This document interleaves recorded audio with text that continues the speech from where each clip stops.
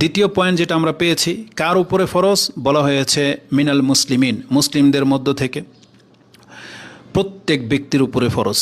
তৃতীয় দিক আমরা যেটা পেলাম তা হচ্ছে কখন আদায় করতে হবে? বলা হয়েছে কাবলাস সালাহ, নামাজের পূর্বে।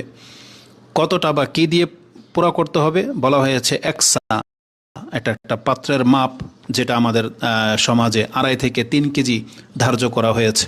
এর মধ্যে খাদ্যদ্রব্য দিয়ে দিতে হবে। কিভাবে আদায় করতে হবে?